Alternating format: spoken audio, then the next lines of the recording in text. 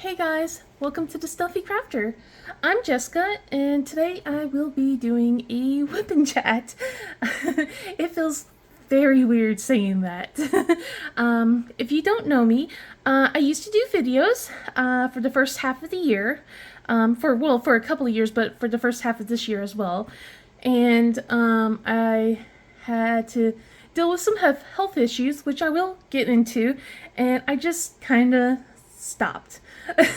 So I'm starting up again. Hopefully you guys enjoy this. I don't know if I'm going to make this a 1 hour or a 2 hour. My husband has took all three of our kids to a trampoline park, so that way I can try my best on recording. I will not admit how many times I have attempted so far. So I'm so out of the loop, which is funny. I usually record with a GoPro. Don't know where my GoPro is, so I'm recording on my phone, which I've never done. And one of the purposes I bought when I bought this phone was to record videos. So finally, a year and a half later, I'm doing that. but but yeah, the problem is all my points and stuff that I wanted to talk about is on my phone. So I apologize if I'm all over the place. I usually am, from what I remember from previous things. But I decided that we're going to try and do our very best. So I hope you guys had a wonderful Christmas. Our Christmas was fantastic. My husband and I wanted to make sure that the kids had a really good Christmas, especially with everything that has been going on this year. It's a little bit of guilt, a little bit of celebration, and yeah, I guess I could go into it.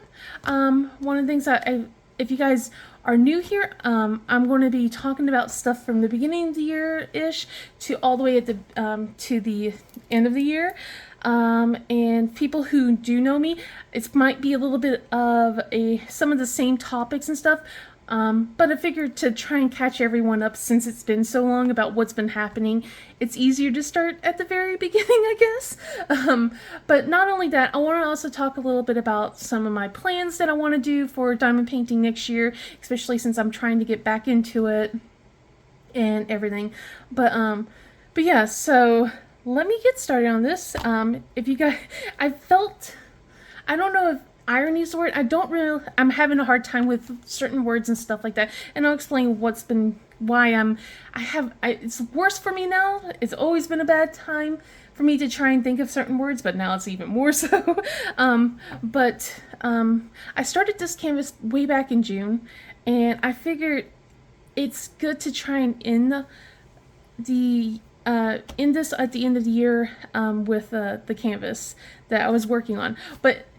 But this time I'm at the tail end instead of the very beginning. So, I mean, it's kind of, it kind of comes round circle. But anyway, so if you guys are new here, I have been dealing with some health issues for quite some time, especially at these last 6 months. And I am going to try and diamond paint and talk at the same time. It's been so long since I've done that, so I don't know if I can do that, but we'll see.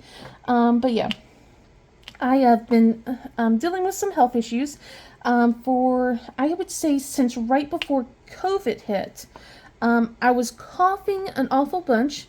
It was just something small, just little tiny coughs, nothing big, but I just had a cough that refused to go away. Just wouldn't dissipate or anything. Took all, Mucinex, all the cold medicines, nothing was working. And then I just kind of ignored it because it happened before COVID hit. And then once it kind of became annoying enough, and where I'm like, maybe I should go see a doctor about this, then COVID was in full swing. And at that point, I was too scared to go out. I wanted to stay in, and besides, it's just in my mind, it's well, they're going to immediately suspect it's COVID because it's, I'm dealing with coughing and some of the similar issues, but it's been there before then. But, I was it's a waste of resources. I'm just going to stick my head in the sand just like an ostrich and ignore it. And that's what I did.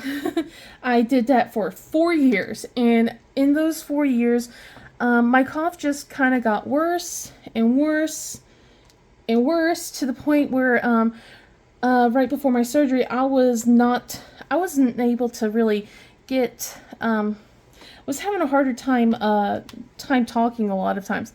I mean, like, in my videos, at least it sounded like I was doing okay, but outside of my videos, I was just constantly coughing, like, to the point where there was times where it's just like I had a hard time breathing, in the middle of the night. It wasn't fun.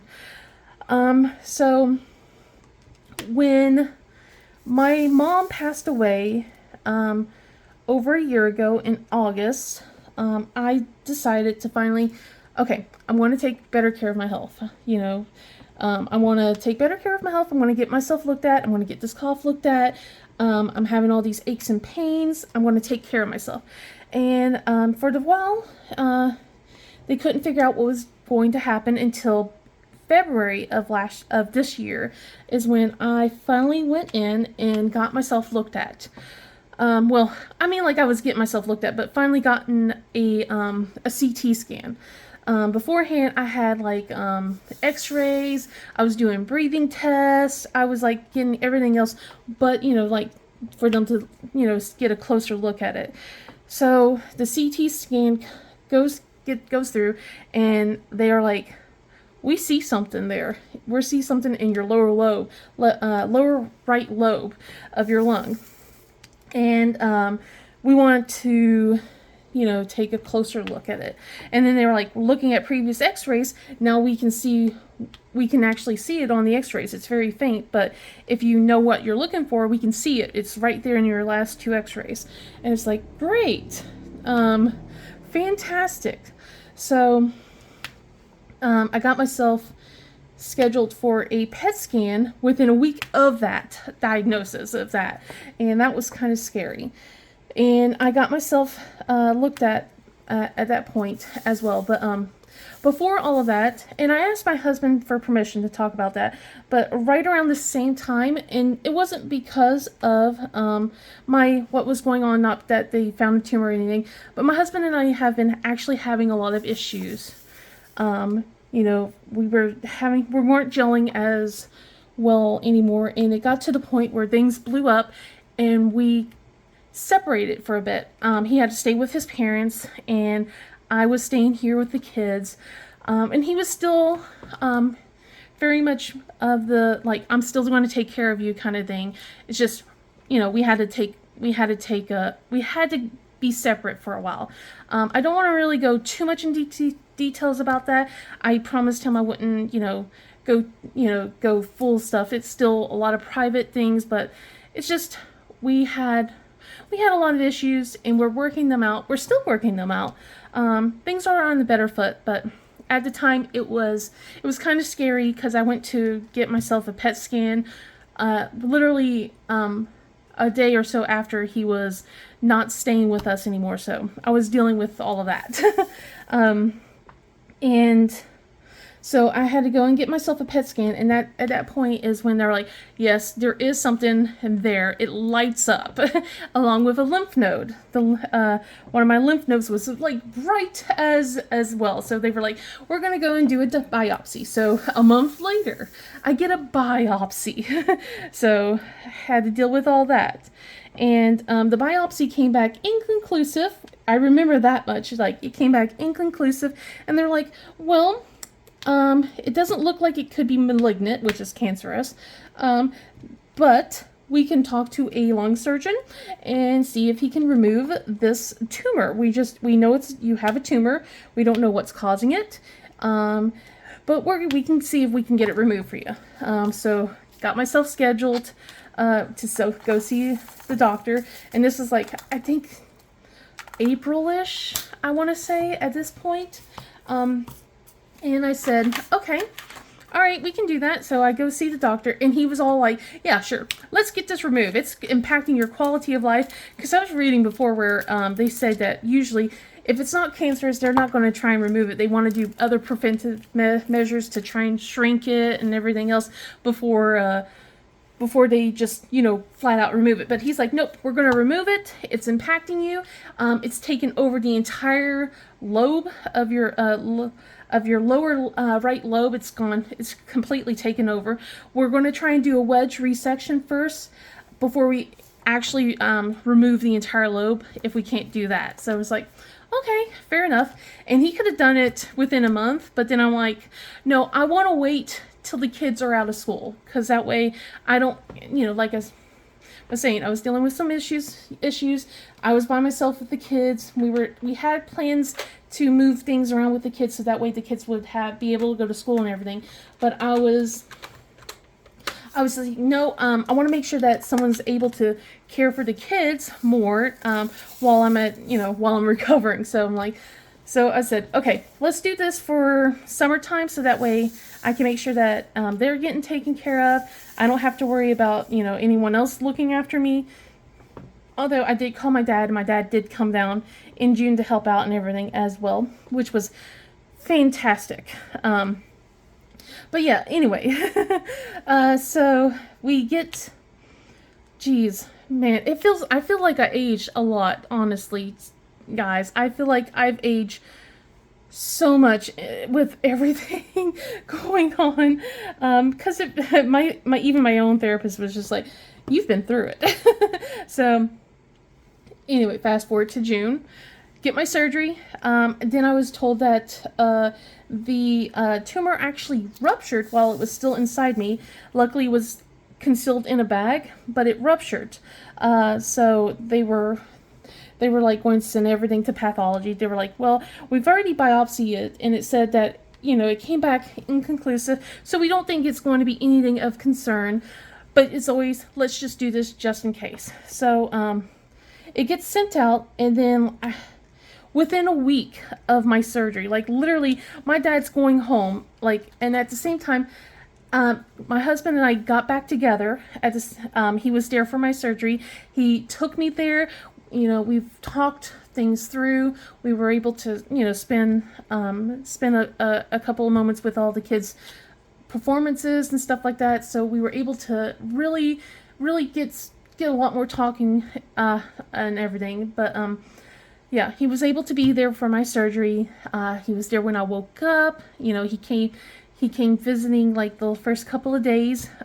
Fortunately, he couldn't really take too much time. Plus, he was watching the kids along with his parents for me while I was stuck in the hospital. Because, man, guys, it was not fun in the hospital. I mean, I love the first round. I love being in the hospital. The second round, I did not. And I will talk about the second round.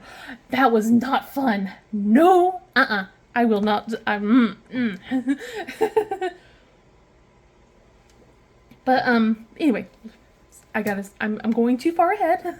But anyway, yeah. So I spent my first couple of days at the hospital, having to deal with all the stitches. They were telling me how they had to actually make a larger incision on my side to remove everything, because they had to remove the entire lobe. They said that it completely taken over, and I was just like, dang. So when I got home, I was still trying to overdo it. This is going to be a thing, by the way, that I will be saying a lot, that I completely overdo it. I'm a good patient when I'm at the hospital. I'm a horrible patient the moment I'm home. And it's usually because, I have 3 kids, and it's like, mom, so it's like, okay, let me go take care of things. But anyway, it was just like, so I get home, my dad's around, my husband was able to work from home, so he was able to help out too. He didn't work from home very long. He was still going into the office and back and forth while my dad was home helping me take care of the kids. And then like my sister, my baby sister, who's 16 years younger than me, was also able to visit, and this was all around Father's Day, so. And I apologize if you hear that, but I have a little space heater that's been going on and off. It is cold here, But anyway, so yeah, I had my dad here. He helped take care of the kids. I will say I'm so glad that I was able to get back on my feet. Although I didn't stay on my feet very long, but I was glad I was able to start doing things because I really do not like. I love my dad, but oh my gosh, the man does not know how to cook.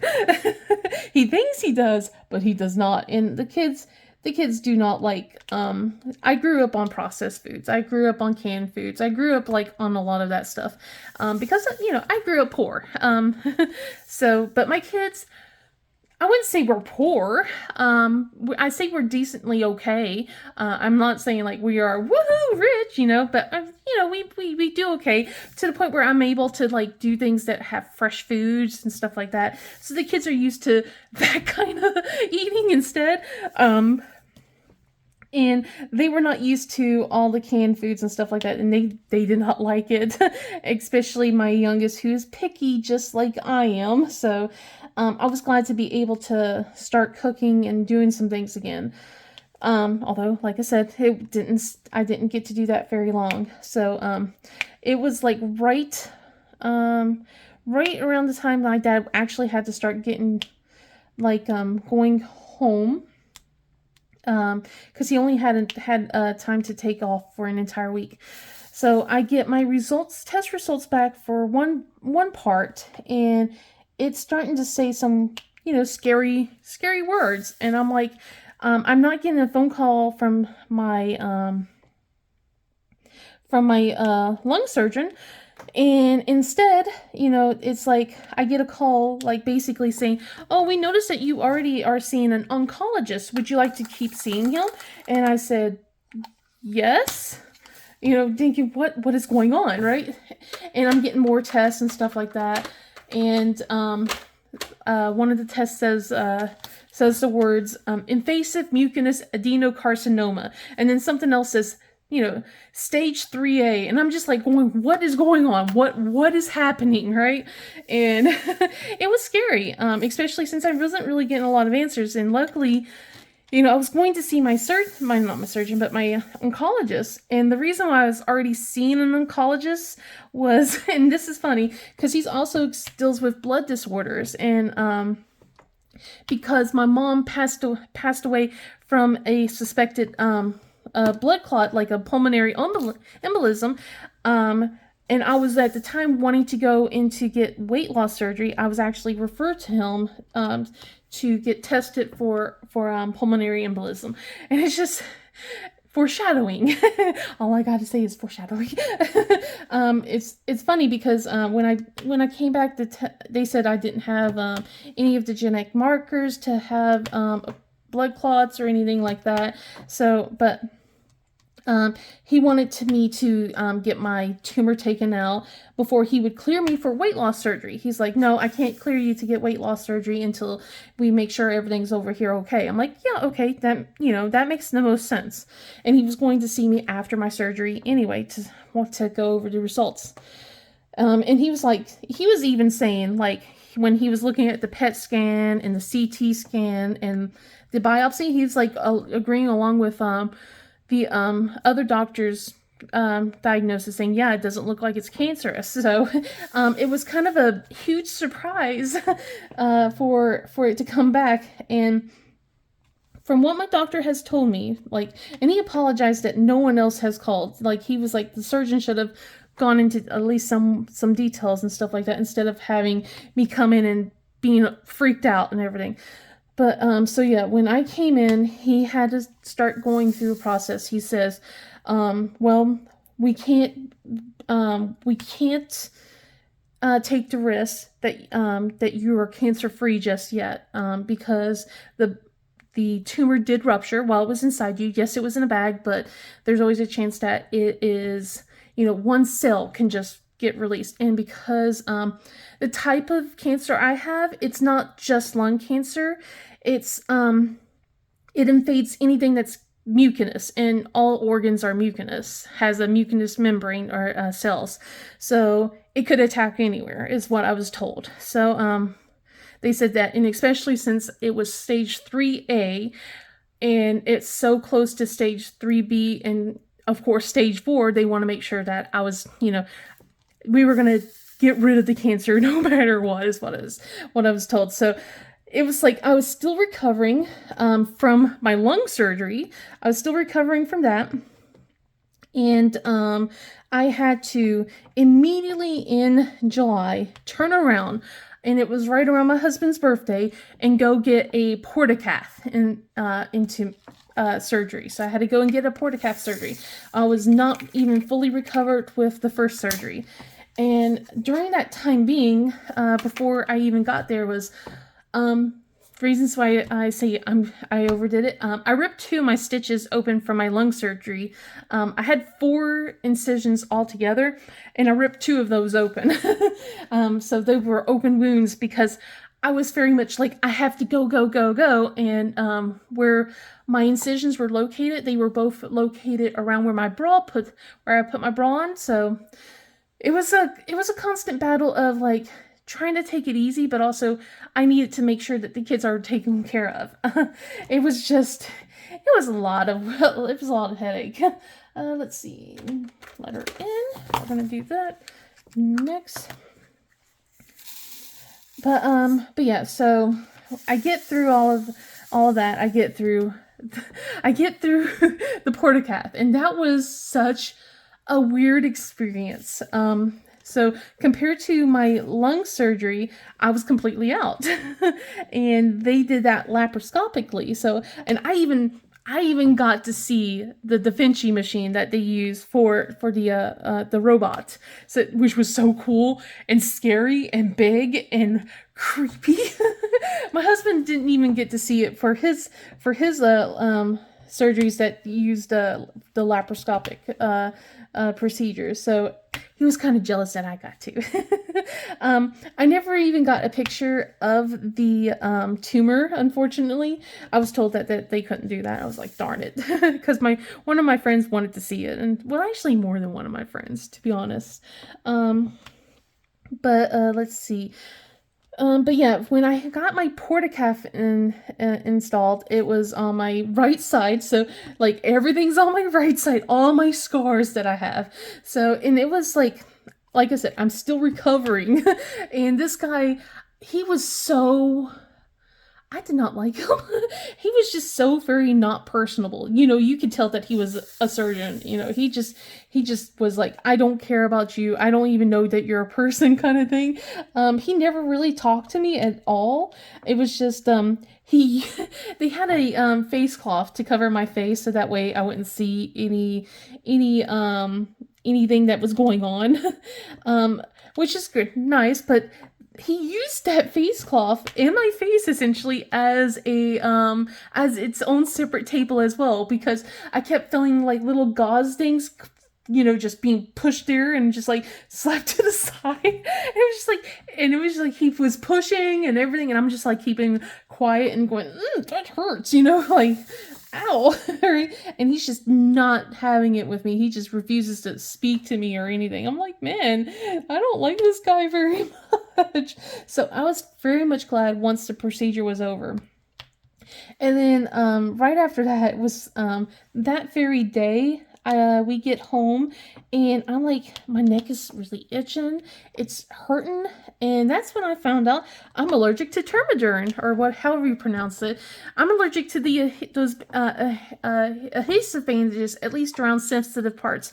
Not around my hands though; they don't have a reaction, but around my neck and chest, I had blisters from it, so it was not pleasant. Those marks did not disappear until just very recently. And it was funny because the kids were like, you have a happy face, from my scar where they put the portacath in, and then like above that is like where the 2 little blisters, well, when I say little, it's like, they were big, but they were like lines, so they were like, it's a happy face. I'm like, yeah, it kind of is like a happy face.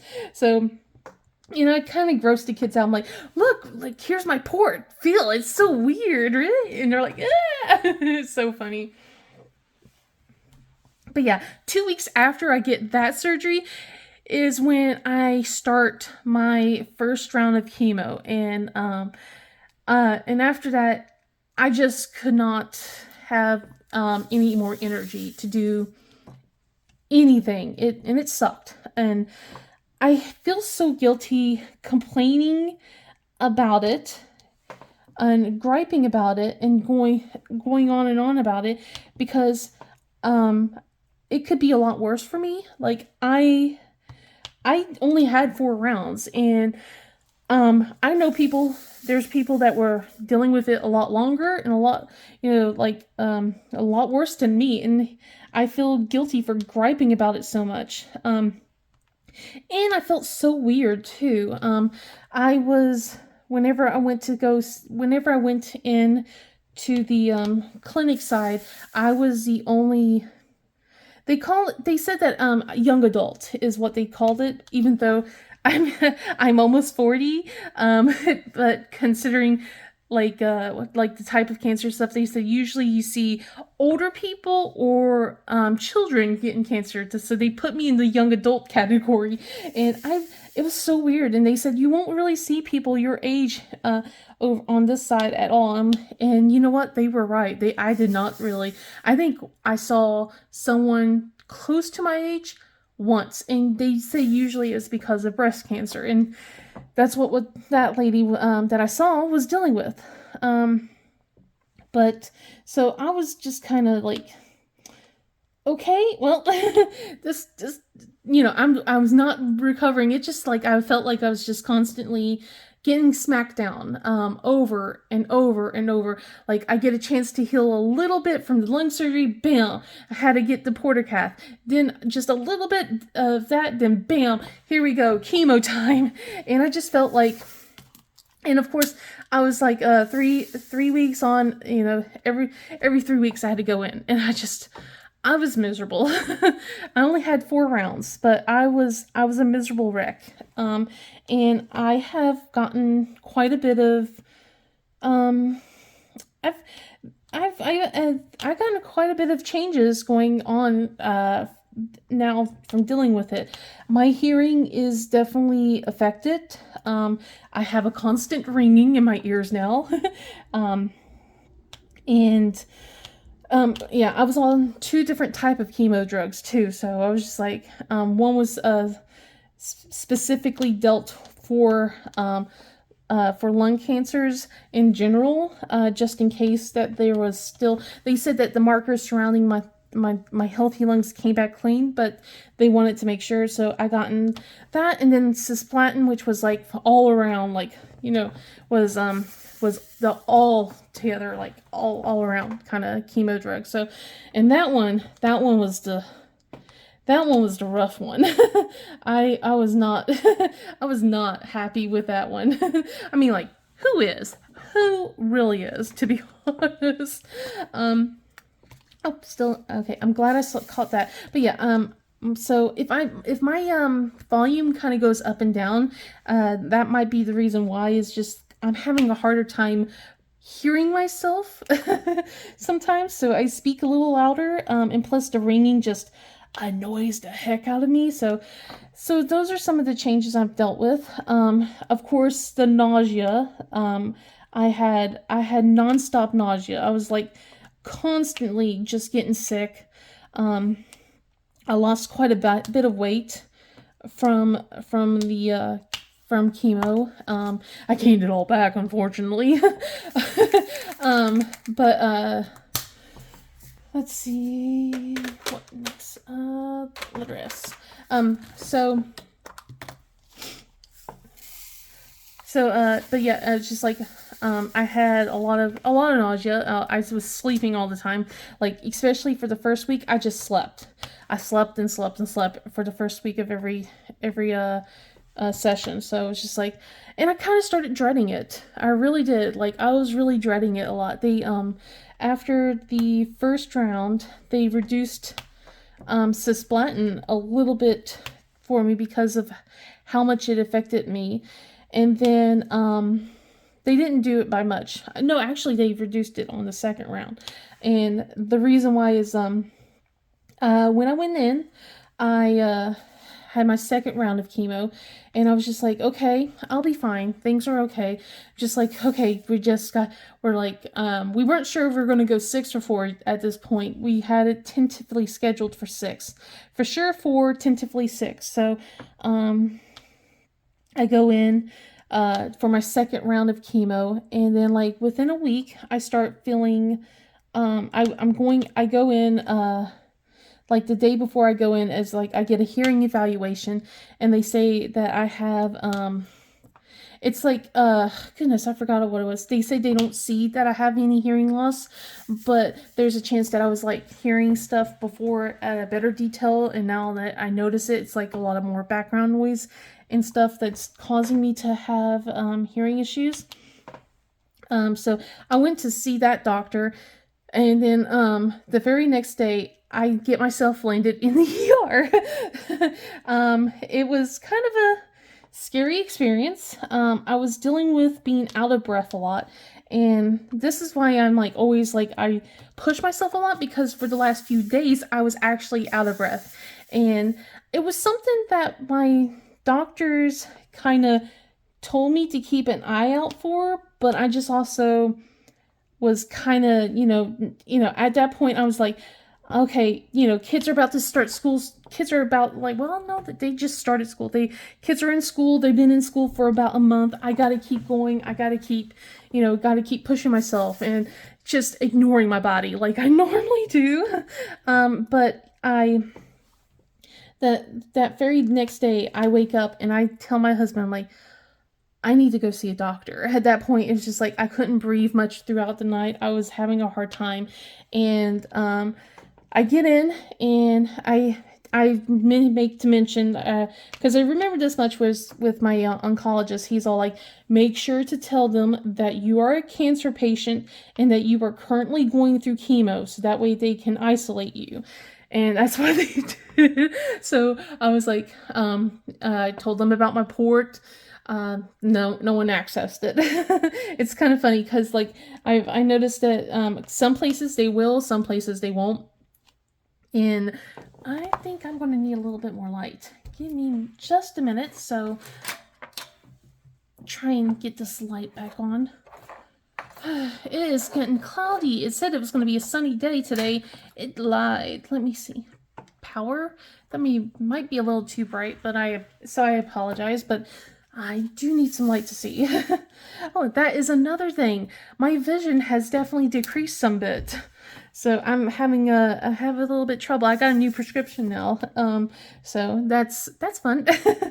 And I really apologize about all of this. I realize I'm 30-ish minutes in, and it does sound like I'm kind of griping and stuff. I don't want to say I'm not griping. It does sound very depressing and stuff, but I'm just trying to get through all the bad stuff, I guess, and before we can get into the good stuff, plus so that way you guys know why I've been out for so long and everything. So, but yeah, I went to the hospital, and into the ER, and after another fun CT scan, I've been getting a lot of those, I get told, hey, you have a pulmonary embolism in both lungs, along with pneumonia. And so I was kind of stuck in the hospital for a while, trying to recover from that. They went, from what I was told, I was extremely lucky, because I was pushing it and ignoring it for not months, but for a good week of ignoring it. If I ignored it any longer, it wouldn't have been good. It would not have been good for me. So I now know no longer to ignore what my body says. There's times where I still do, but not to the effect that I have gotten. So I've been trying to take better care of myself for a bit, and especially since that was really scary. The kids still don't know how close I was to where I was, how close I was to not being around anymore, and that's just kind of a scary idea, and I don't want to ever think about that. But yeah, they just knew that I got really sick really quickly is all. So, and that's pretty much it. We didn't want them to know that. They just knew that I had to be on oxygen for goodness, 2, 3 weeks. I was on oxygen for a while. I had to have a nice little oxygen tank, and when I had to go out. And the worst part was also when I was at home, I couldn't go upstairs to sleep anymore. I had to sleep downstairs on the couch, which is not a comfortable couch because we had this. I forgot what it was called, but it's plugged into the wall. It was loud. It was so loud. So that way it can deliver oxygen to me. And it was so heavy, I couldn't take it up the stairs. So I just kind of stayed downstairs for the most part, unless I had to go and take a shower and stuff, which meant that I had to unhook myself for 30 minutes max before I started to get mad. But yeah, it was just it was a scary time during that point. And then that's when my doctor split one of my I would say the cisplatin one. He split that down to 90% down. Like, so I was like only 10% cisplatin at that point. And we were keeping an eye on me for the rest of the time. So, and I'm on blood thinners. I'm still on blood thinners. It's not fun. I don't like it. I don't like being on blood thinners, but I like living. So I kind of like that a lot more. So I'm on those now. I'm hoping to get off them in soon. The good thing is I'm not going to be on them forever. But when I was in the hospital, oh my gosh, they it was awful at the hospital. Like I said, it was the same hospital, but I was on different wards, or in floors. So the first time around when I was there, I was during after my lung surgery, and I loved the nurses, and I loved the fact that there was someone that would come by and ask me what I would like for breakfast, lunch, and dinner. They would come in and go over the menu and tell me what it was. And the food was delicious.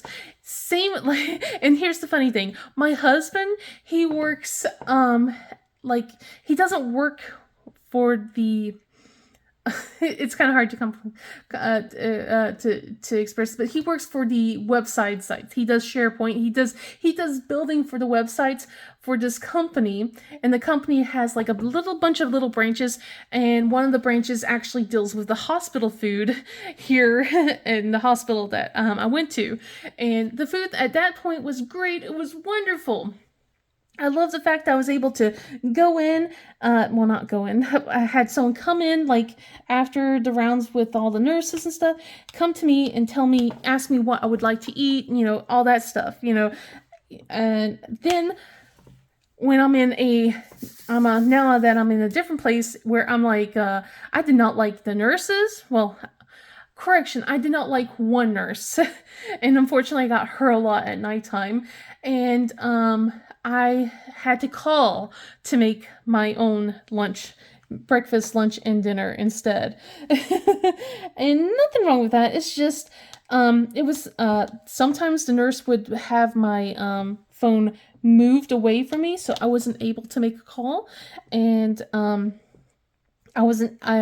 I would have to push the help button to get someone to come for me, and I felt very embarrassed asking for help, so I never really did that this time around. And also, on top of that, when I went in, I was, like I said, I was also diagnosed with pneumonia. Well, they didn't know if I had COVID or not, so they put, COVID protocols and, restrictions on my door side and everything. And this is what I'm talking about where I don't like this one nurse. So I saw her on the first night, and she didn't really talk to me. I got to talk to the charge nurse, which was kind of cool-ish, because he saw where I lived, and he was just wondering why I came from all the way here. So one of the funny things was when I went to go to the ER, I went to the ER that was closer to my house, and then I had to get transferred. And they were trying to transfer me to where my oncologist actually goes to, so that way I could see him during that day. But there was no available spots. So I had to go to the main hospital instead, so where I actually got my lung surgery. So that was a little bit further, and I had to go on an ambulance, and that was weird. I was in it. That was weird on its own, and then I had to stay in the ER over there. And they wanted me to pay another copay. I was like, I already paid the copay elsewhere. And besides, I hit my deductible. I don't need to pay, which is true because my husband paid, and I was like telling him he didn't need to pay because I already hit my deductible for the year, and we got refunded for the copay. So it was like, that was a waste of money, but whatever. um, because they didn't actually refund it, because I have Access One. I'm paying off a gigantic bill right now. They put it into that instead. I'm like, oh man. But anyway, yeah, so when I was at the hospital getting myself taken care of and looked at, they had to also check to see if I had blood clots in my thighs and stuff like that. Turns out I'm all good on there. Oh, and I hit the cord. I'm so sorry. Let's see. And then I had this one nurse. She I don't know what was going on with her. She was not nice. You can tell that where some nurses they just have enough and they're done with people in general. And she was like one of the ones where I'm like, I don't want to bother her. If I know she's here, I do not want to call on her. I do not, right? So so yeah, she comes in like the second night after I was admitted. I was finally admitted into the room around 10 o'clock the night prior. So, and I was hungry. I haven't eaten all day. So, so she comes in and sees me the very next night, and she goes, "What happened? You were okay yesterday. I saw you yesterday. You were okay, and now you've got all these restrictions." She was acting like I was a completely different patient, and I was very confused, and I was just like, I don't know, I'm sorry, just trying to just trying to not rock the boat or anything like that, and just stay put. And it was just so embarrassing because trying to ask to go use the restroom and everything, I did not even get changed out of my clothes. They never changed me out of my clothes or anything like that. I was still in my clothes from when I got admitted. And it was so weird. It was very weird, guys. And it was just, like I said, it was a complete different experience. It was the same, like I said, it was the same hospital, but it was very, you could tell that it was not the nicer part of the hospital, I guess. And then when I gotten the second night where I had her, she comes in, and I guess it was that's when they do they wipe you down or anything. I was not expecting it, because I guess I never had that with the previous thing. And she was just she starts grabbing these wipes and just starts wiping me down roughly, and just she goes, "There, I'm done." Just got my face and my arms, and I'm like, okay. She goes, what's your problem? And she goes, you should know this by now. I'm like, no, I never done this before, very please leave me alone. I'm sorry. I'm just gonna go and do my own thing. It was just, I was so glad. I was allowed to be discharged the very next day, and I'm like, I took it, and then they noticed that my oxygen levels were dropping down, and then they wanted to keep me in, because my oxygen would drop down the moment I would stand up, and I was just like, no, I gotta go home. So it was against medical advice, but I was just like, I gotta go home. I can't stay here any longer. And I was already going to the point where I think it was 3 days of not really sleeping, because they had to constantly take my blood every time my hands were just so rattled with where they kept poking me, to the point where they were going in between my fingers to take my blood, and I was just like, I'm done. I just want to go home. I'm tired. I'm sleepy. I'm done. And so yeah, I took the against medical advice and did that. And at that point, I was like, I just got to listen to my body. So I just didn't really do anything. And at that point, my husband took complete over for all the household chores, for like everything around the house. Like he did all the cooking, he did all the cleaning, he did everything. And whenever I had enough energy to do something, I would do it. But at that point, I didn't even have energy to diamond paint at that point. I was like I said, I was at my downtown low. I was kind of just like, I'm done. I'm just gonna sit here and play mobile games on the couch. And then if I wasn't at the couch, I would sit at my computer and just stare at my computer. And that's why I feel guilty about the my attitude, because some people have it way worse, and I only had to deal with it for just this half of the year. And I wouldn't say I'm completely better, but I feel a lot better compared to before. But yeah, after I got to see my oncologist for my third round, he changed it. He took it drastically down. He's like, we're not going to risk you to get worse off. We want you to get better. Especially since my blood levels were starting to show a lot of, like, I was starting to show like I was getting really a lot of damage from the cisplatin. So, and at that point around the third round is when I started noticing my hair thinning around the second, but the third round is when I really noticed it. I had to, at that point, get my hair. I told my husband, just cut my hair off. So, and I cried. I cried so hard, getting my hair removed. Like, cause like it wasn't too bad. I never went completely bald, but my hair was thin on one side, and I was kind of just. It was very, very debilitating waking up and seeing hair here, there, and everywhere, especially when I had longer hair. And like when you look at the side, I'm like feeling it, and I have like one side where it's all nice and thick, and then you feel the other side where it's thin, and it's just like you're starting to see patches on that one side, because it was so weird. The one side never got thin. It was just completely all on my right side. It was just constantly thinning out, and I told my husband, I'm like, let's just get it buzzed off. So he did that for me, and he was he was trying to cheer me up. He's all like, you're Sigourney Weaver from Aliens now. You look so hot. And I'm just like, I'm over here going, oh, my hair. And he's just like trying to cheer me up, and I'm just crying.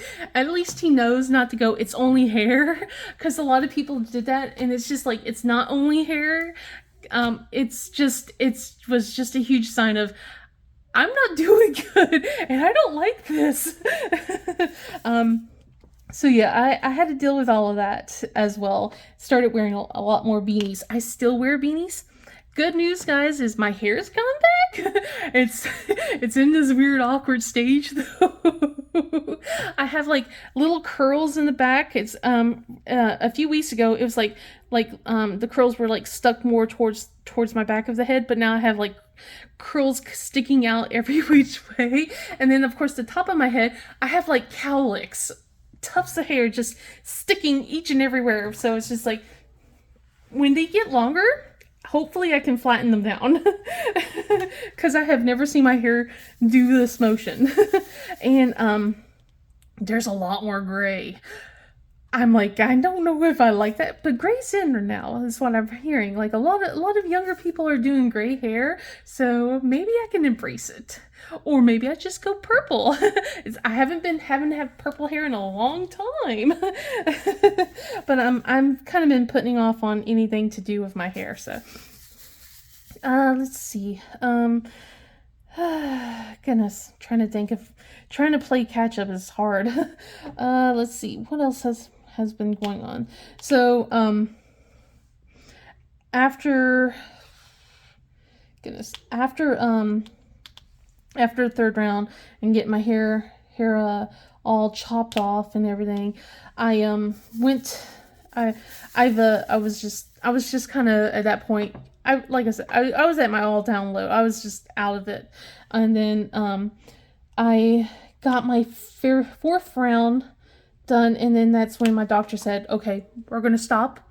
We're going to see you in a month, and we're going to test you. We're going to we're going to see you in about a few weeks. Then we're going to start scheduling you in for CT scans and seeing what we're going to do next.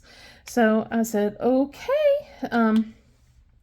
And during that whole time, my husband was trying to get things, like I said, he was doing things around the house and everything. And then one of the things was right before my second hospitalization, we were doing like a lot of house repair stuff, home, we're trying to make our house look a little nicer. And we gotten brand new flooring for the downstairs and on the stairs itself. We gotten we ripped out all the carpet and everything. So we gotten that all nice and done. So, and that's like one of the things that has gone right so far with our house repairs. Well, when we hire a professional. When also, goodness, why is this not wanting to stick? When my dad was here, him and my husband also did some little repairs around the house. My dad taught him how to change out a toilet. So the kids got like a comfort height toilet because they're all getting tall and they like the comfort height that we have for the downstairs bathroom and also in our master bathroom. So we're like, okay, exchange the toilet on that. We got in a brand new sink for downstairs. We went from a pedestal sink to a sink with cabinets and everything. And then we exchanged all the sink faucets for the bathrooms as well because they're old. The kids have definitely put some use into them, and it was time to get those changed out. So those repairs went by wonderfully. I'm gonna have a nice talk in a little bit about some stuff that has happened this month. Woo! It gets funnier every time I do a dramatic retelling of it, though. But at this point, I have to do it, or else I'm going to cry or blow up. But anyway, let's see. We did the floorings. We got that changed out, so we had nice new floorings. I'm like, well, at least something went right. And then we started talking about what else we wanted to get done around the house. And, one of the things we wanted to do was get some electric work done, especially with the winter months coming in. We live in the South, so, it doesn't get cold too often. But when it does, because we live in the South, our heater does not want to work. It's just it just can't. The South isn't well equipped for cold or anything like that. And it doesn't get cold too often, but just enough where it's going to dip below freezing, for a few days out of the month. So it's done that already twice. But let's see. I want to make sure, trying to think of all my medical school stuff before I get into this, because I'm like I said, I'm going all over the place. I'm just zooming. But let's see.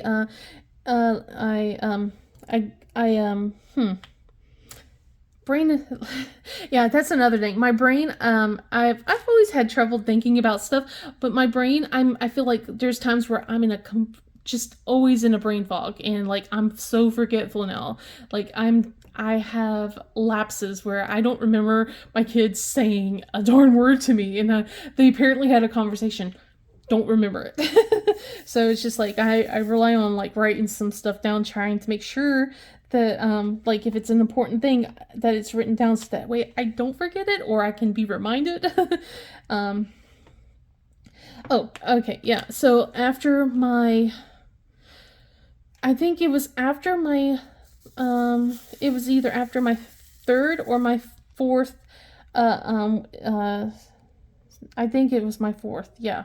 My fourth session, I my husband arranged a visit for me to go see my family up in West Virginia. So we were able to travel since my kids they have something called fall intercession now, so they get a week off in the fall, usually around October-ish.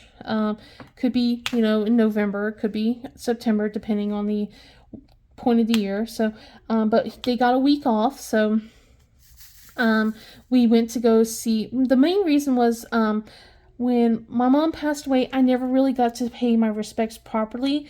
It was everything was just too fresh, and I didn't at all. I didn't even stay the night after her funeral. I just went home. I like literally ran home after that. So, um, so I was just like, so I wanted to go and see her and say goodbye to her properly and everything, and also see my dad, show the kids how and where I grew up. That was kind of an eye opener for them. They were not used to seeing they weren't used to seeing my old house, and they're like, that house is falling apart. I'm like, yep, that house is falling apart. I'm like, it is indeed. At least my dad does not live there anymore, but it's just like, yeah, that's how it was when I was growing up. And it was like, this was the street that I lived, and they were like, it was an eye opener for them. It was for sure an eye opener. Like the street, the town, the area, they were just like, wow. But one of the things was like that I selfishly kind of also wanted to go, besides saying having my goodbyes to my mom, was I was really craving and missing my the pizza that I grew up there on. And then of course there's this bakery. Oh my god, this bakery has the best eclairs. And I think my husband, he's so sweet. He bought a box of 24 of these eclairs and froze them. So I'm trying to go through them. I think I still have just a few left. So might have to make another run up there. But not only that, we also got pepperoni rolls, because just you got to get pepperoni rolls. I mean, like nowhere else has made them. I don't know if it's just a water, which is probably not a good thing. But I was able to finally eat and taste things a bit more compared to the months prior. It was like finally able to be able to taste things without it tasting weird or metallic-y or or anything like that. And it was just like things still didn't taste completely right, but it was like still felt like coming home in a way, even though I have a lot of horrible memories of the place I grew up in. There were things that still were like a bright light beacon or something like that, because one of the things that we always did was my mom and I always went to this bakery every time she got paid.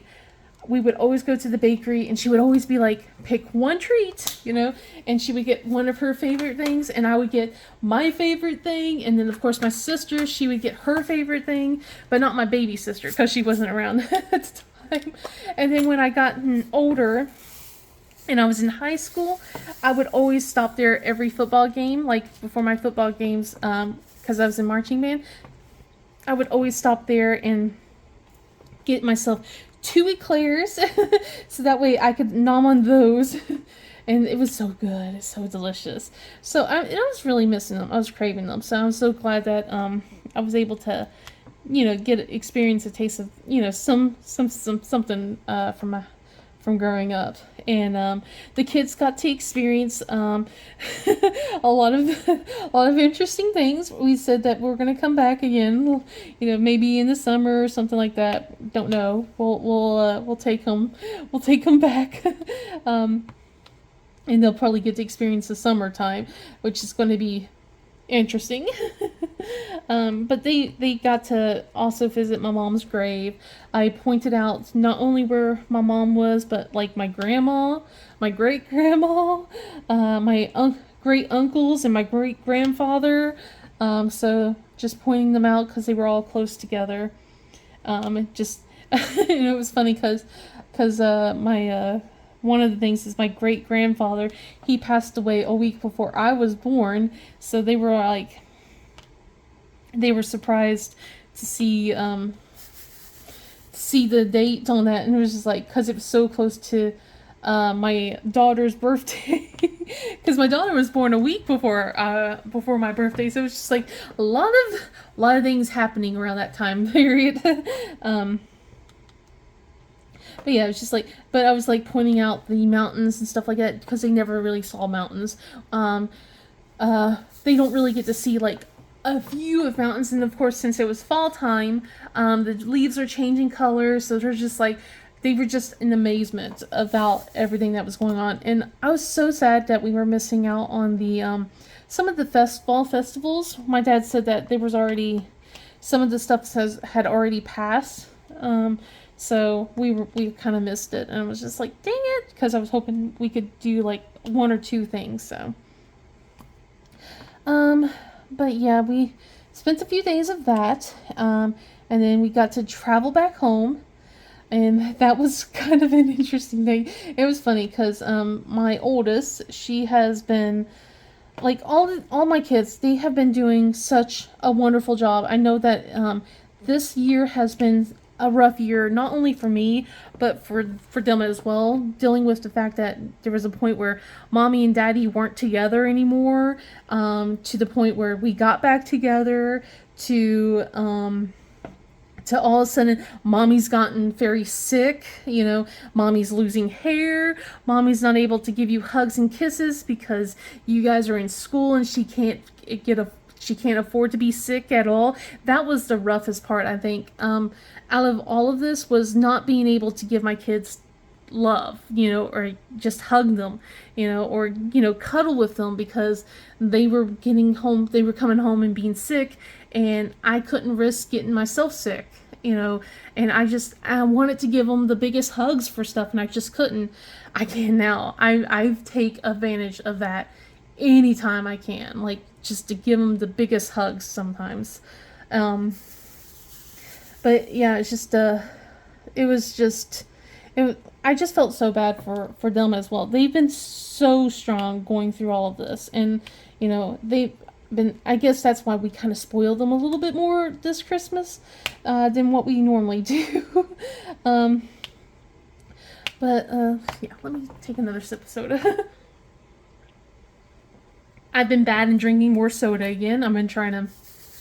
It was one of the things that I kind of started back up again when I was like, well, I don't feel good. I don't really want to. I want to have something that tastes different. I can't drink Pepsi as often as I used to anymore. Pepsi tastes too ick, and that makes me sad. It's starting to be better again, but I drink like strawberries and cream Dr. Pepper right now. So that's the only thing that's been tasting right in my mouth. Even water tastes awful, and before I could tell you, like, water don't have a taste. Water just tastes blood. It's because it's just blood. It's bland. But I was able to drink it before. Now it's just like I can't drink it. It's just there's too many different types of minerals and stuff, and it makes it taste weird. So yeah, I'm hoping that as time goes on, my taste will get back to somewhat normal, so I can drink water normally again. But let's see. What's else?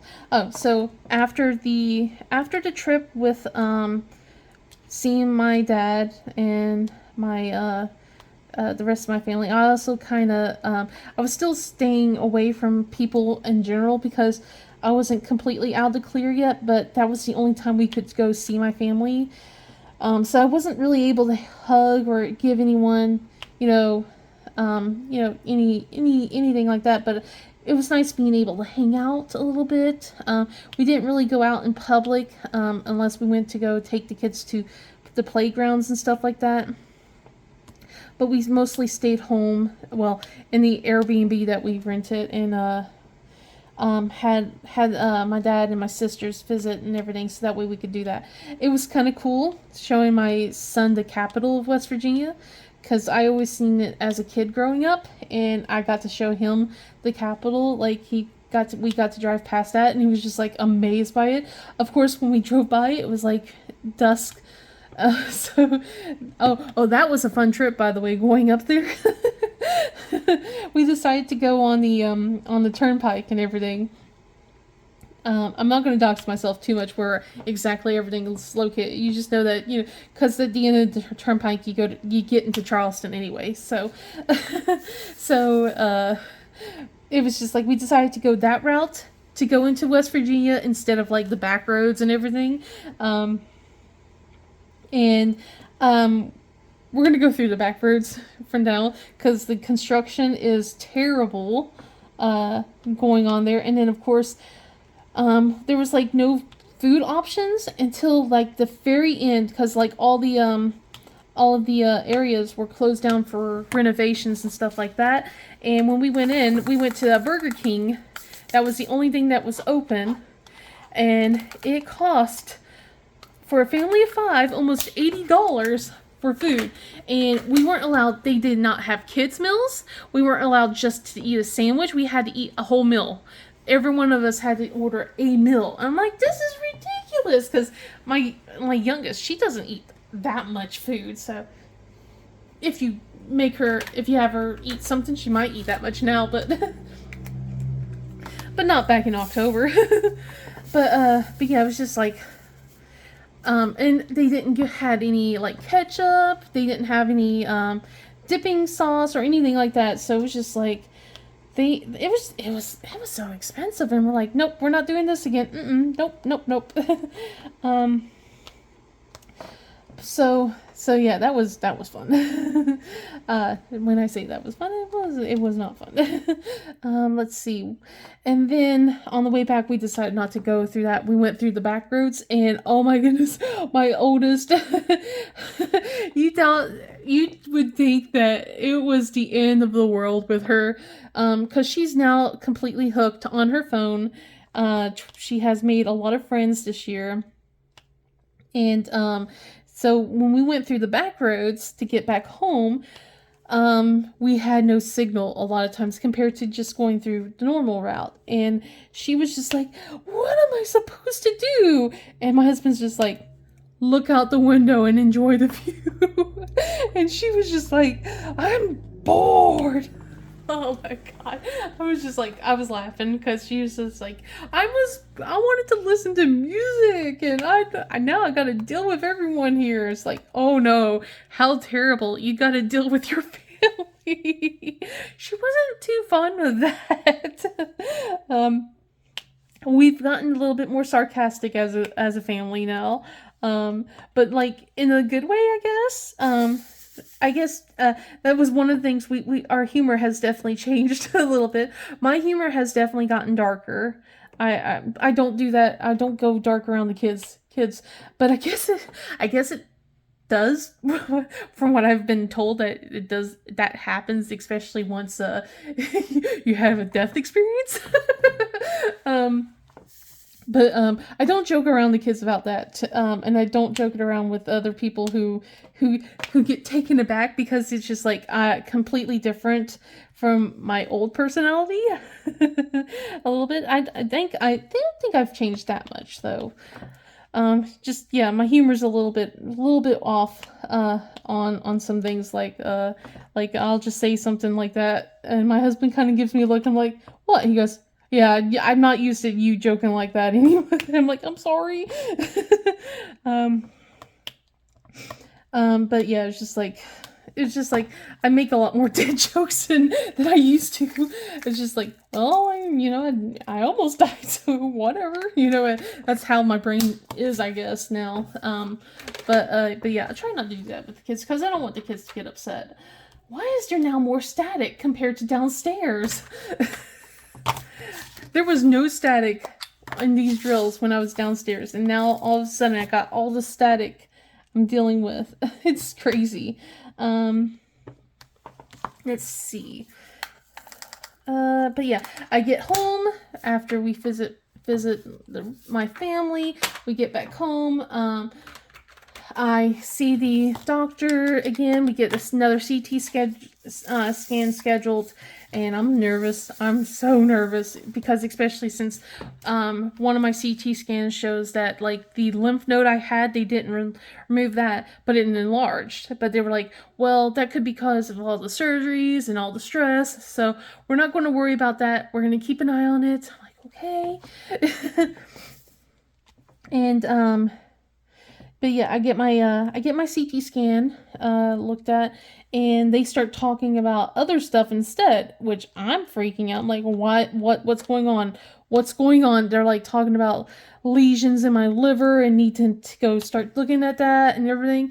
And I go see my oncologist, and he goes, "How are you feeling?" I'm like, a little worried. He goes, "Yeah, I noticed your blood pressure's a little raised this time around." And then I mentioned about what I said. He goes, "Yeah, I don't know why they said that, because if you look at your previous records, you have that already.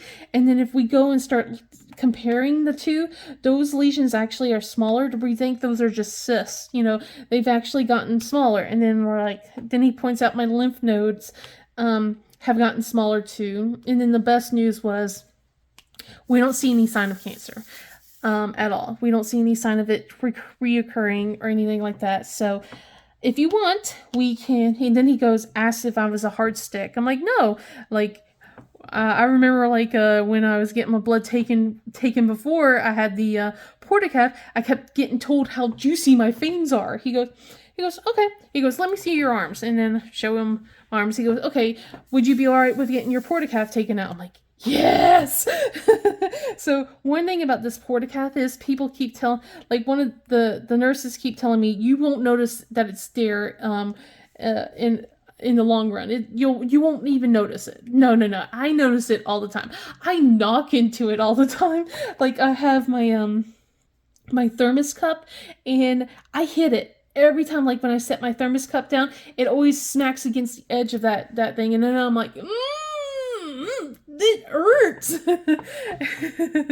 And so yeah, I notice it all the time. So he goes, we can keep it in. He goes, if you feel more comfortable, just in case it does occur again. He goes, I'm pretty certain it won't, so we can just get it removed. I'm like, let's get it out. And here I am thinking it's not going to be until the next year I'll get this thing removed, but let's get it scheduled. I'm so surprised that, let me think, it's been 2 weeks since I've gotten it removed. So I had it taken out 2 weeks ago. So, and it feels so weird not having it in anymore, but it feels so much nicer too, guys. It feels so much better not having that darn thing in.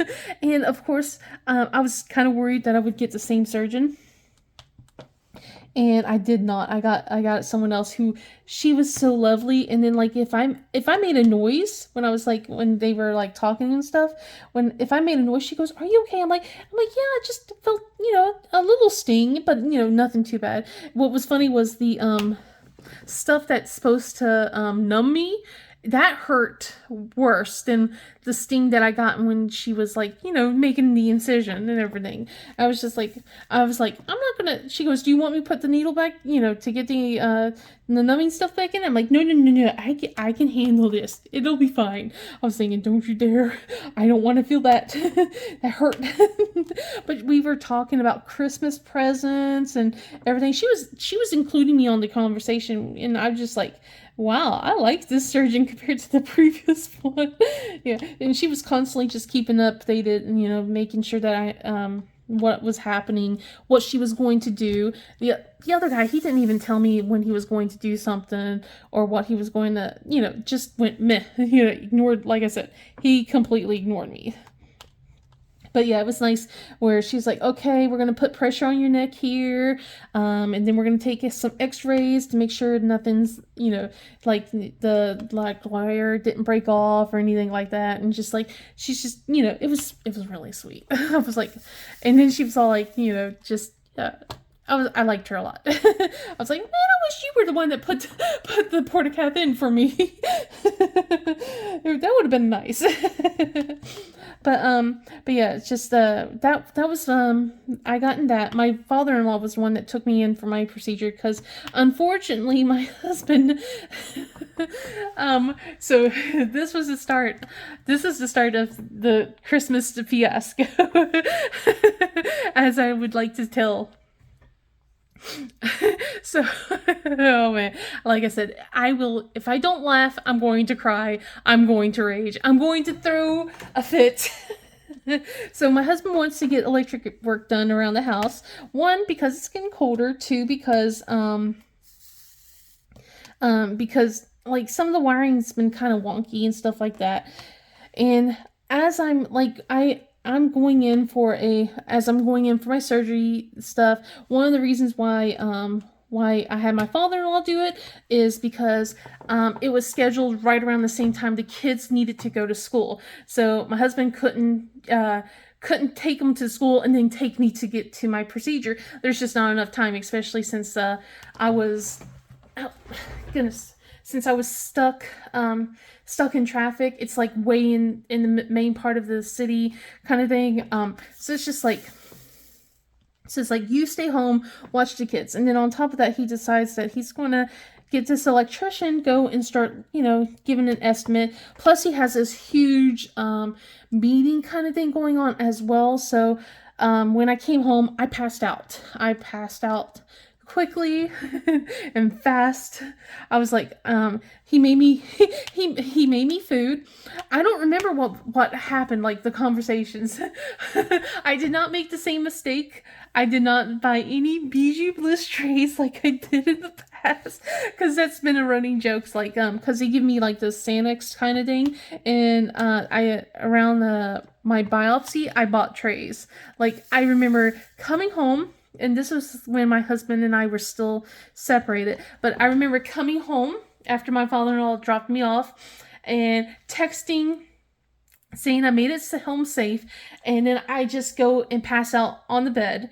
And then when I wake up, like right before the kids are supposed to come home, I see an email thanking me for my purchase and everything. I don't remember making that purchase, but apparently I did right after I flopped into bed. So I kind of laugh. It's kind of a running joke now about that. So luckily I haven't done it the last 2 times. I had to take Sanex. Wait, no, I think the Sanex thing wasn't from the biopsy. I think it was from the MRI. I think the MRI was when I took the Sanex thing. So, look, I also had an MRI. I forgot to mention that. See, I told you, I had an MRI as well done, because this was like before. This was before I got my lung surgery when I got the MRI. And that was just to make sure, if it was cancerous, it didn't metastasize to, towards my brain or anything like that. That was something my oncologist decided, let's just take a look just to see, why not? Right? Because like I said, I hit my deductible real fast. And I'm probably going to hit my deductible really quickly again this year too, because I'm going to just have, I was told I was going to expect about 3 to 4 CT scans this year, for this upcoming year. So to keep an eye on me, just to see things. I think my next one's in February, so I got to go see him in February. That's going to be fun. Anyway, like I said, I'm just all over the place. I'm just all over the place because like I keep forgetting things. But I guess I can say this before I go back to the electrician thing. Yeah. So like before I see my oncologist again in February, I gotta bring up my iron levels and stuff like that. They were still a little low, but they are better than they were. He was really worried about how low my iron was. He goes, they should have been a little bit higher after you were done with all your sessions and rounds, and they weren't up yet. They are now. They're still extremely low for someone where I'm supposed to be, but at least they've shown that they actually risen up. So he was happy about that. So we're gonna keep an eye on that. I'm supposed to try and eat more iron-rich foods, which I have been. I started taking iron supplements. I've been doing all the fun stuff that my doctor's telling me what to do. I gotta lose weight now. Again, I gotta start working on that. I thought I would talk to him about when I see him in the new year. Like about what his thoughts about if I can go do weight loss surgery or not. I have a feeling it's going to be a no because we haven't broached that discussion yet. But yeah, I'm not allowed to go off my blood thinners. He wants me to lose weight before that because of getting the pulmonary embolism. So like understandable, but it sucks at the same time. But yeah, anyway, back to the electrician. Oh my goodness, guys. I don't know. I joke. I think I'm cursed a little bit with home repair stuff. If it's not my family doing it and we have a professional, it's gonna go all to pieces. I'll have to tell you about the painting fiasco one day, but I'm gonna tell you about the electrician fiasco that's going on right now. So yeah, my husband gets this guy who, trying to basically get 2 new outlets for our house that have a higher amp. So that way we don't burn our house down when we turn on our space heaters, because our space heaters apparently require a higher ampage than the outlets that we already have. And then on top of that, we wanted to get a whole household surge protector that's attached to the circuit breaker. And the guy gave him a quote. My husband's like, okay, seems reasonable. And then the guy comes by, a couple days after my surgery to start doing all the work. And at that point, I'm wrapping presents, getting ready for Christmas. The guy's kind of talking to me a little, and I'm feeling a little bit uncomfortable because he's getting into some subjects I don't really feel comfortable talking about. He's getting political. And that's one thing. I really don't want to talk about politics or anything like that around here. But it was just like, I felt he was very unprofessional.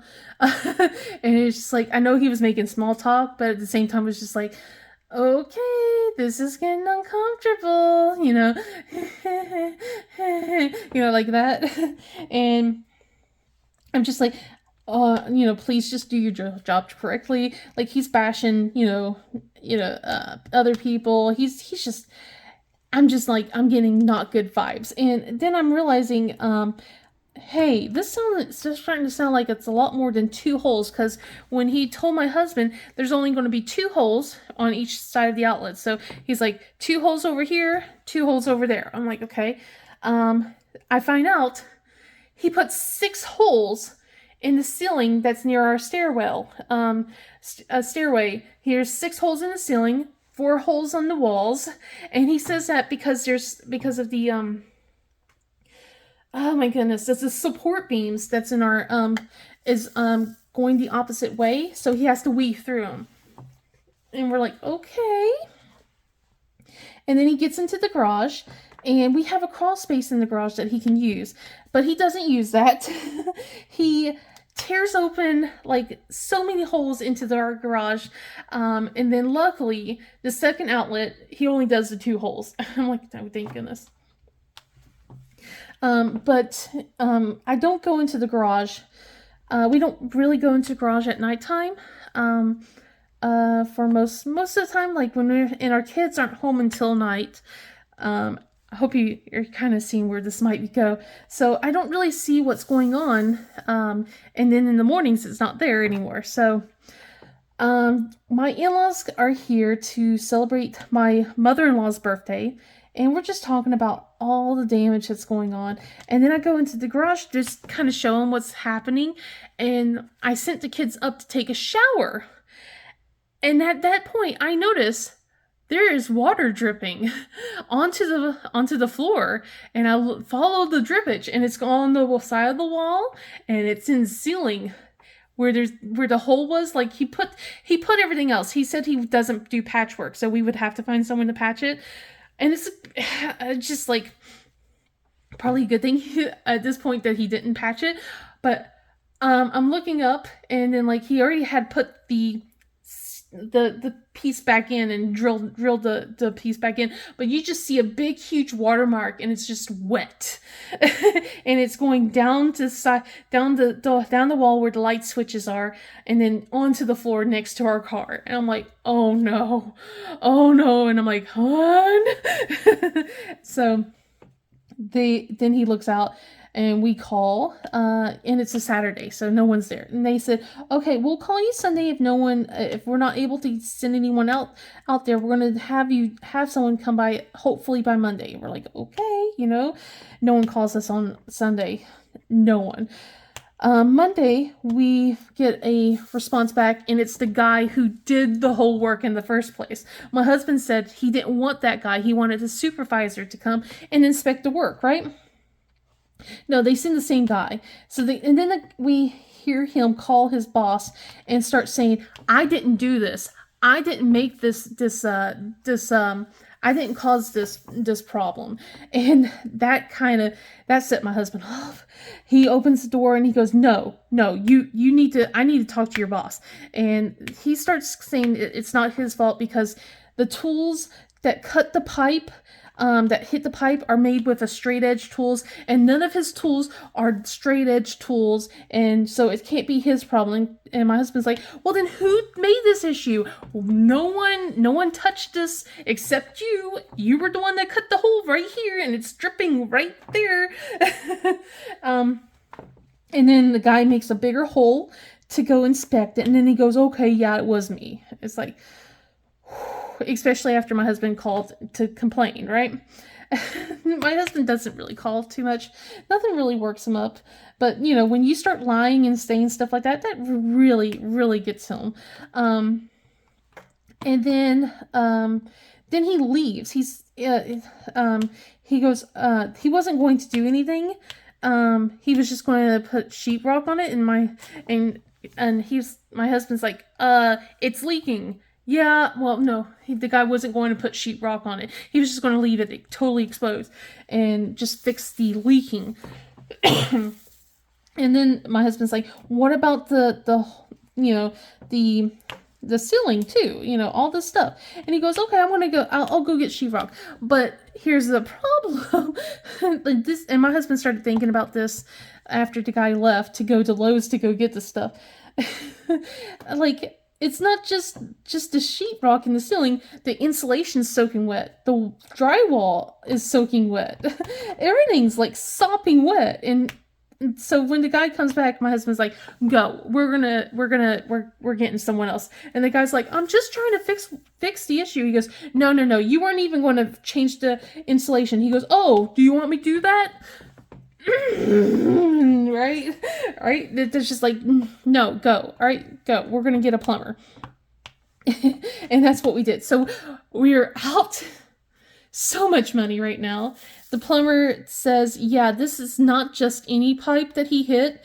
This is a sewage drainage pipe. You're going to need to get someone to check to see if you have there's a huge risk of mold damage and bacteria spreading. And we're like, fun, lovely. But the guy repairs the hole the hole that's in the pipe. He changes it out, and gives my husband the piece and says, so that way you can show it, and if you need proof or anything like that. Fills out a report and everything. And then we get restoration guys, and they start doing that, and we have to make a claim through our insurance. We don't know if our insurance will deny the claim or not. We're hoping that they don't, and they'll go after the electrician's company. The funny thing is, this is a professional. This isn't like just, these are people who, have good reviews. They're professionals. They got permits. They got everything. They got their license. So it's just like, I'm just flabbergasted about the whole thing. But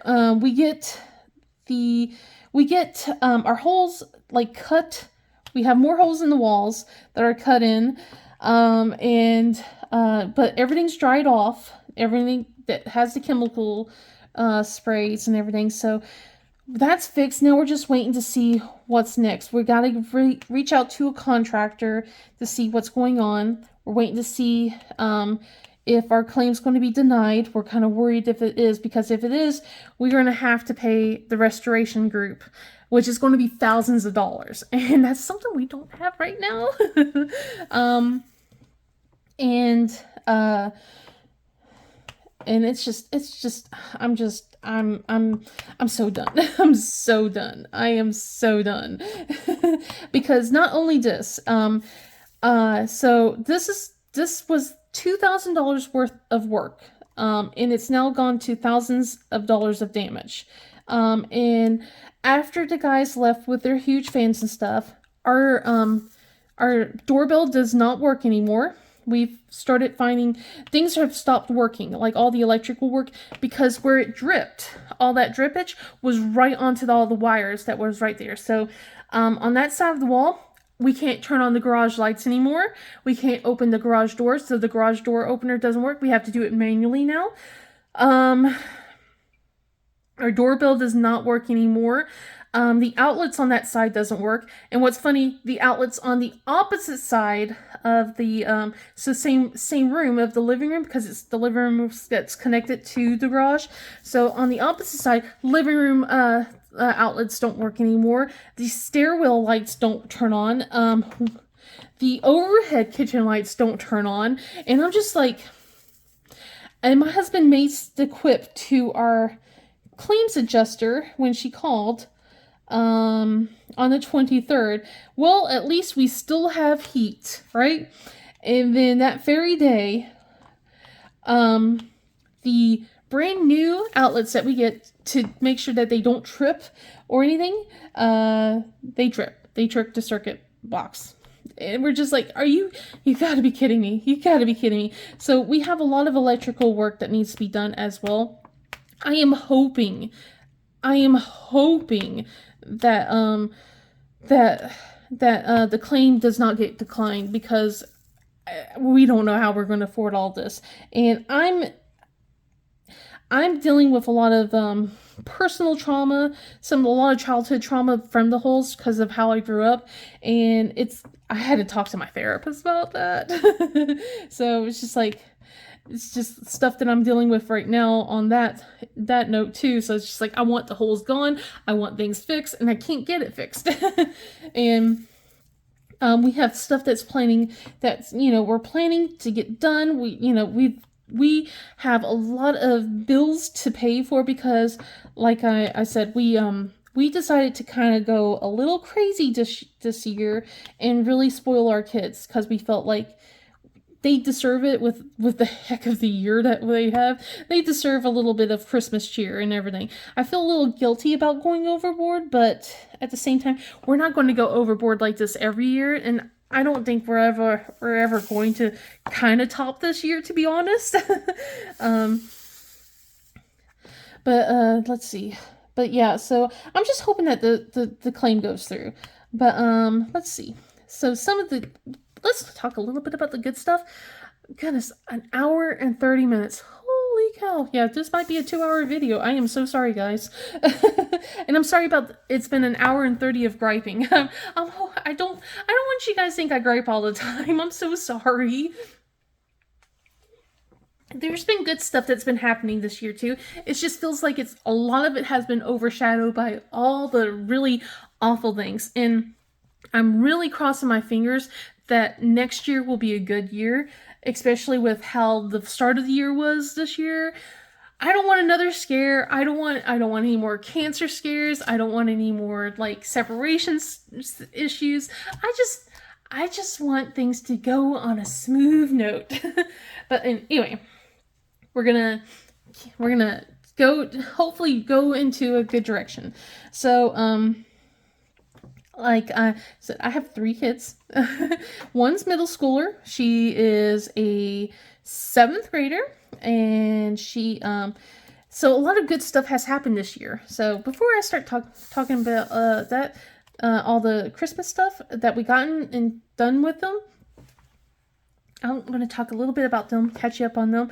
So my oldest, she did Heart and Soul last year, and she decided to do it again this year. So she got into participate in a 5K run again this year. She says she's going to do it again next year. So thumbs up. She's loving run. She's loving running around. I'm really hoping she tries out for track and field this year. This year she can try out for it. So I'm crossing my fingers and hoping she can. And she also got inducted into the Junior Honor Society this year as well. I was so proud of her. It's like, I'm still proud of her. She's upset because she made 1B so far overall. And I'm like, don't be upset. You tried your best. But yeah, she's doing a lot better than she was years prior.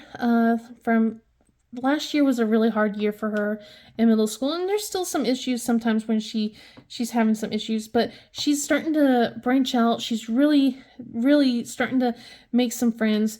We've had to guide her a little bit about certain friends. You know, she has to make the decision that someone's not going to be her friend or not. But we can only guide her what she can and can't do on things, and she seems to be taking our advice to heart for the most part. She still makes mistakes, but she's almost 13. I mean, like, what kid doesn't make mistakes? As long as she knows that we're here to help her out. But she's doing an excellent job. Like she's in jazz band. She's participating in region band. She's going to go do a thing sometime in the next few months to go to like statewide kind of thing, and I'm just so proud of her. She's so excited. And so she's been working really hard towards these goals.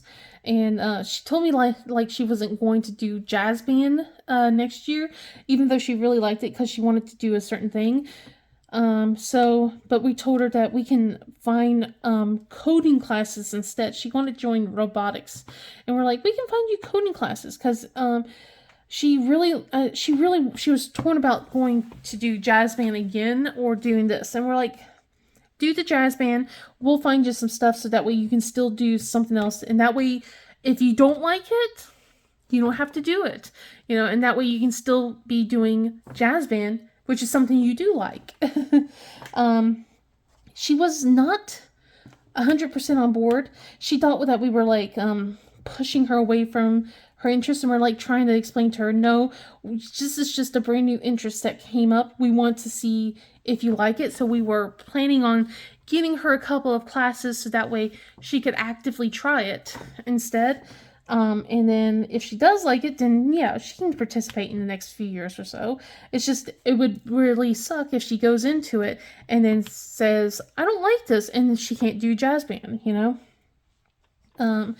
So that's some of the obstacles that we're doing with her, but she's doing excellent. She's having a blast. She got to dress up as Katara for Halloween this year as well, so she's been enjoying like going through the Avatar series all over again.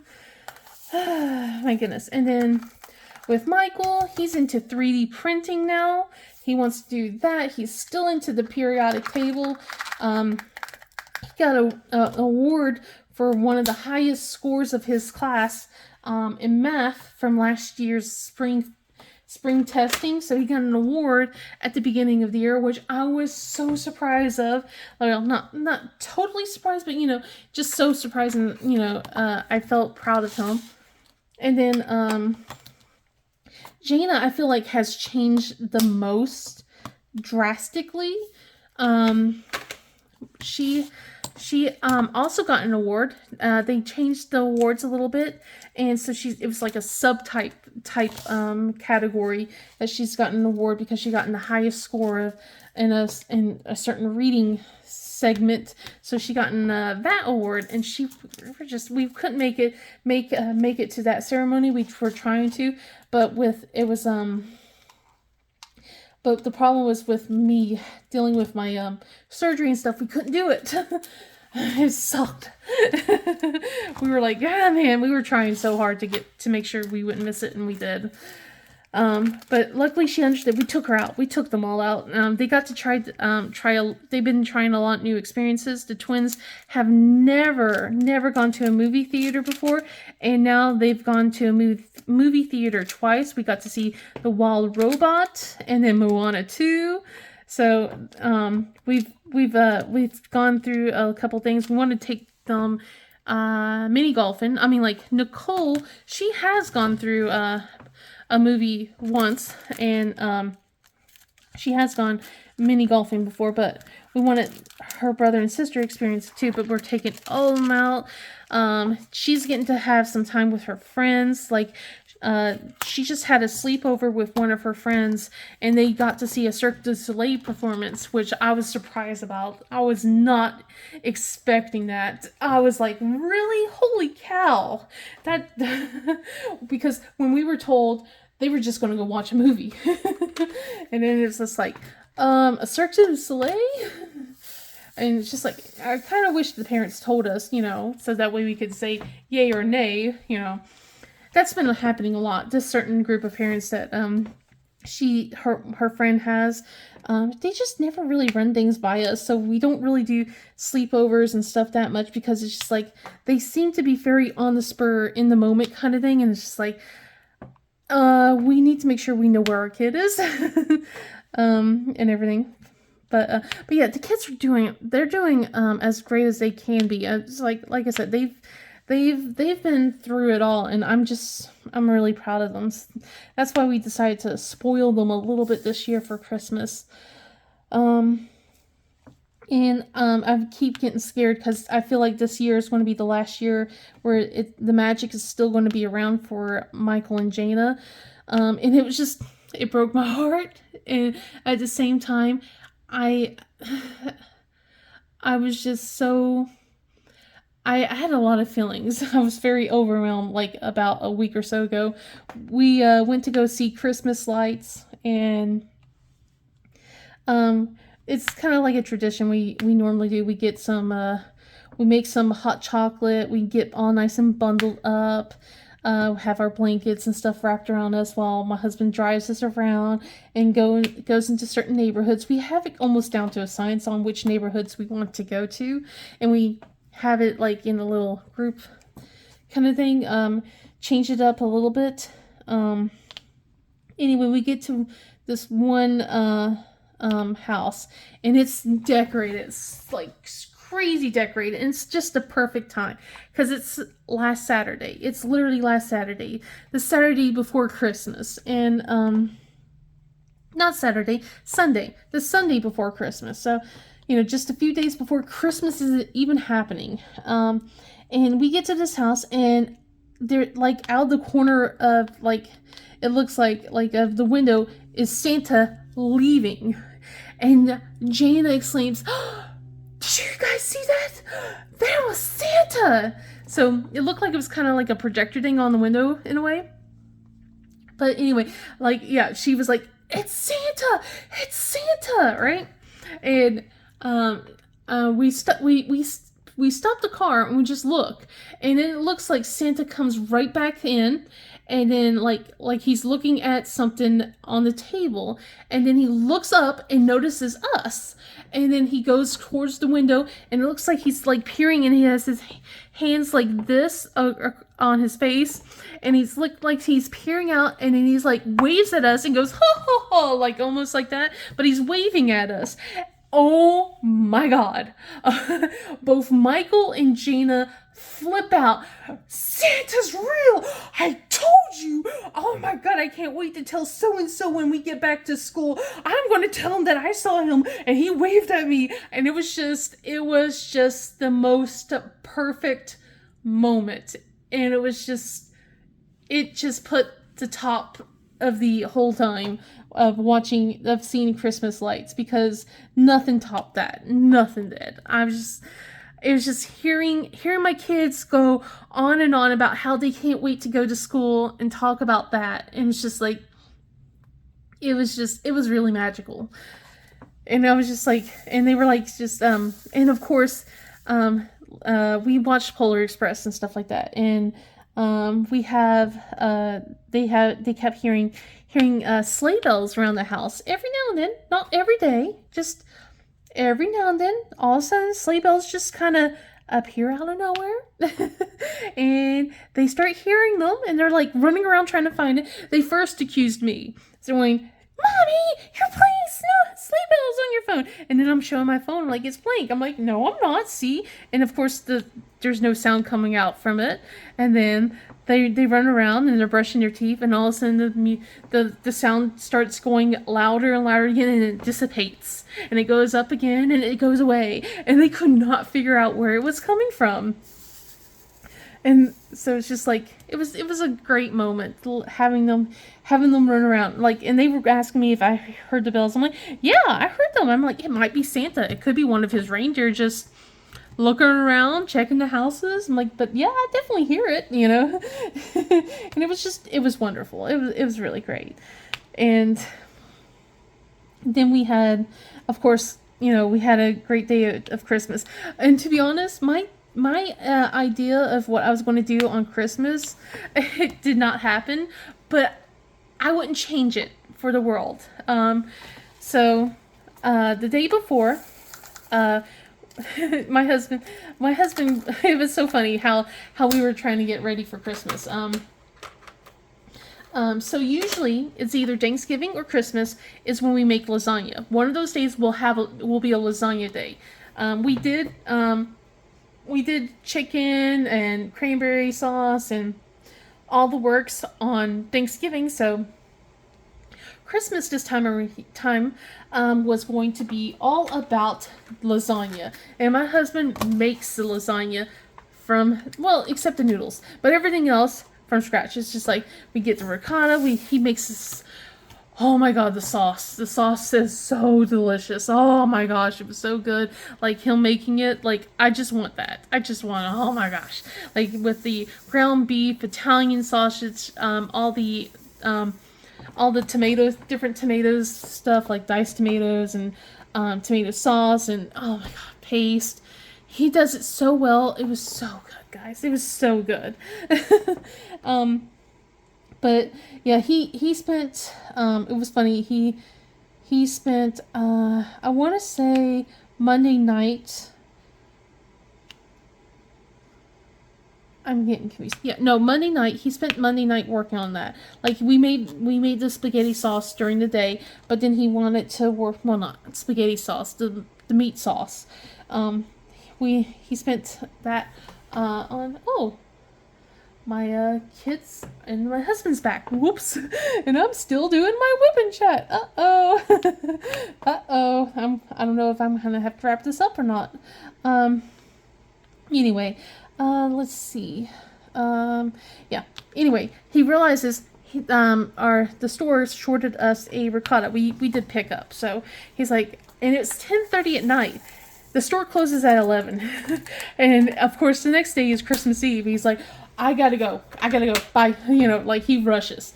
Luckily, it's like 10 minutes away. So he zooms off. Like, he's still in pajama pants. He's dressed to be comfortable. All he did was throw on a hoodie so that way he didn't look too much of a slob, is what he said. And he was gone. Like, and he made it there just in time. He said he felt bad about having to go in right when they were closing, but at the same time, you know, don't short me my ricotta cheese, because they've been doing that a lot lately. They've been shorting us on things. But yeah, he made it just in time, came home, and then had to start working on lasagna at 11 o'clock at night. So we stayed up late that night. I asked him if he needed help. He's like, no. So I just, I spent that part just wrapping up. And then he was also working on all the other stuff, like, as well, trying to, and then they left. Why did they just drop the kids off? Uh-oh. I hope I don't have to be the one having to leave and go talk to them. Well, I would. I mean, like, it's just like, I didn't see a text message saying, hey, I gotta drop them off, so we'll find out. I'll get a knock on the door if he did drop the kids off, so let's see. trying to think of what else. So yeah, after that, like, we had to work on the Christmas presents too, and oh my goodness,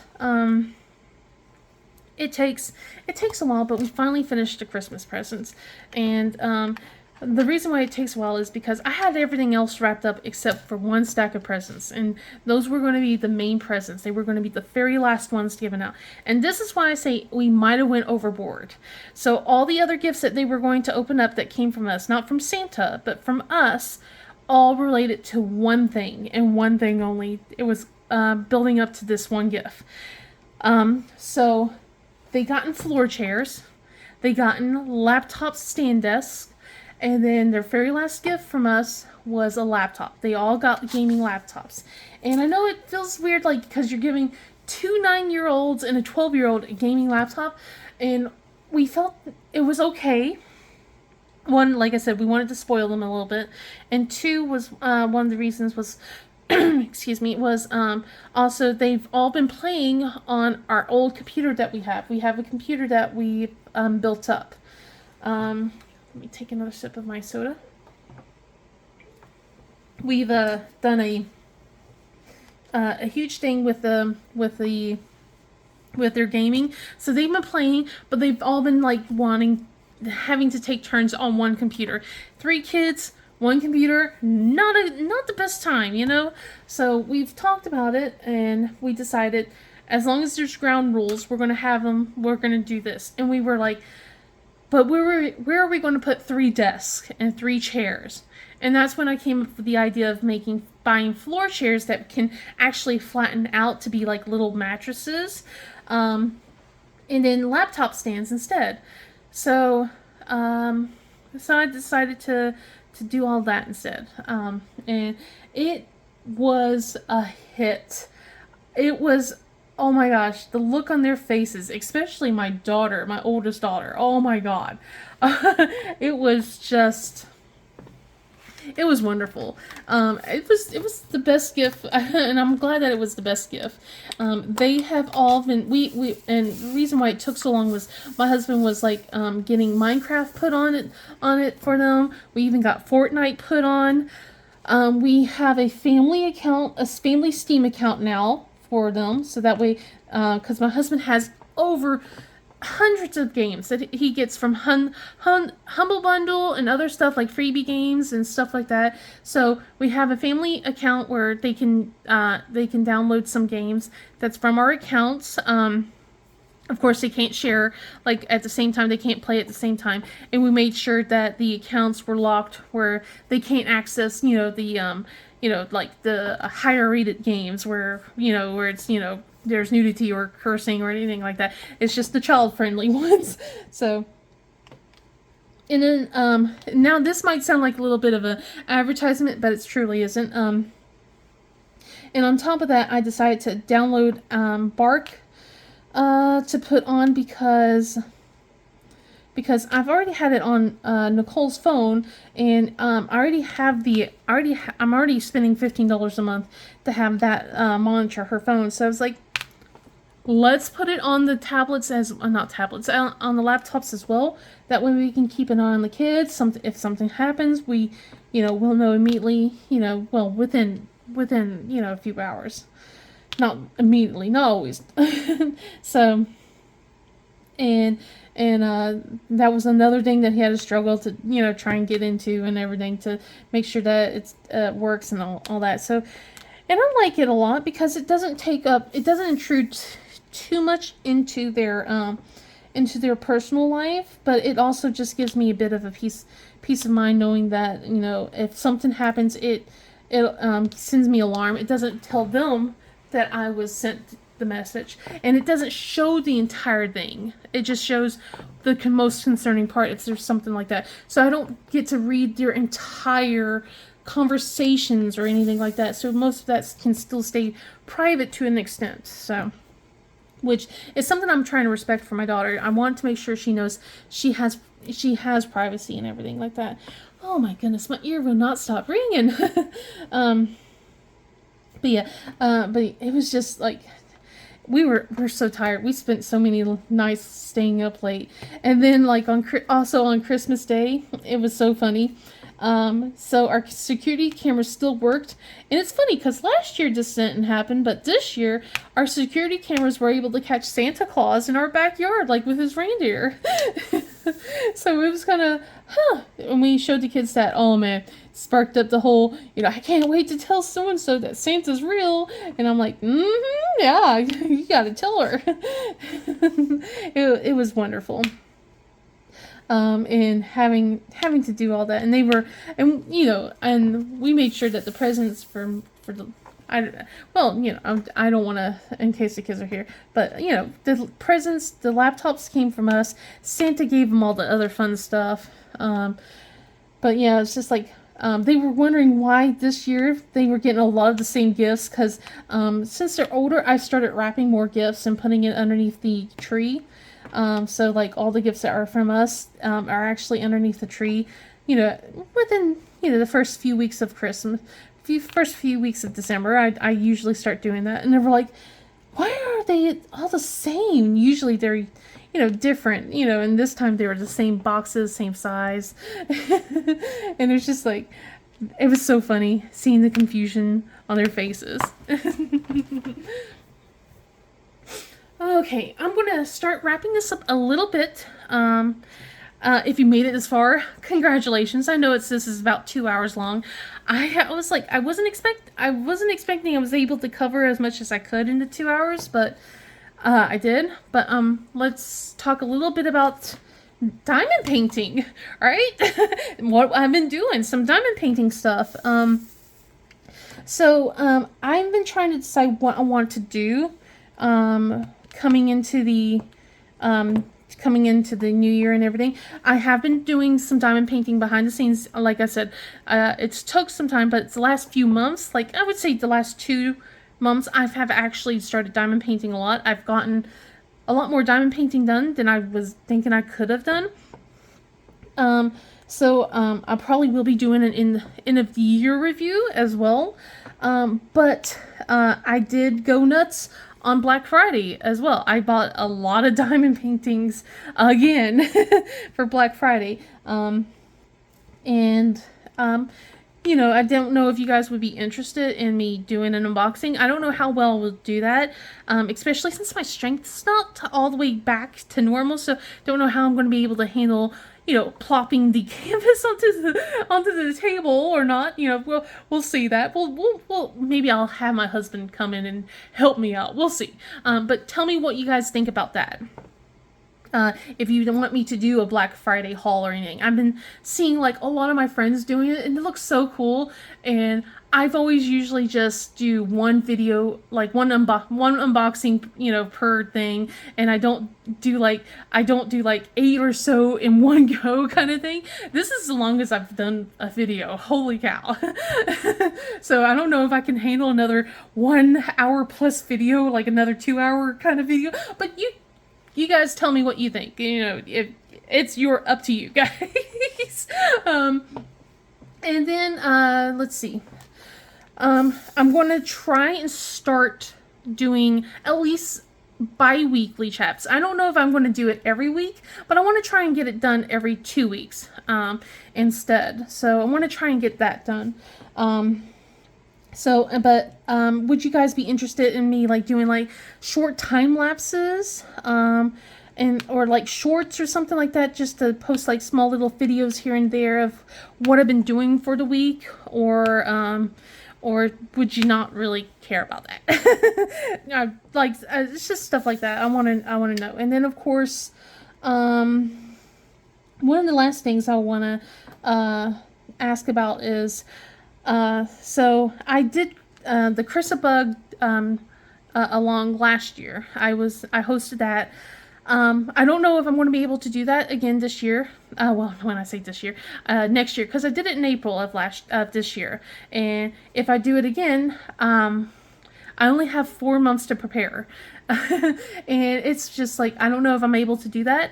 If I did do the Chrisabug along, would you guys be okay if I kind of pushed it an extra month or so, because I need to start asking about sponsors, and of course I need to start getting back into doing diamond painting and doing all this stuff again. Maybe I'll ask for help with a couple of my friends if they could help me sponsor, or not sponsor, but help me host this year until I can get back into the groove of things, if it has to be April.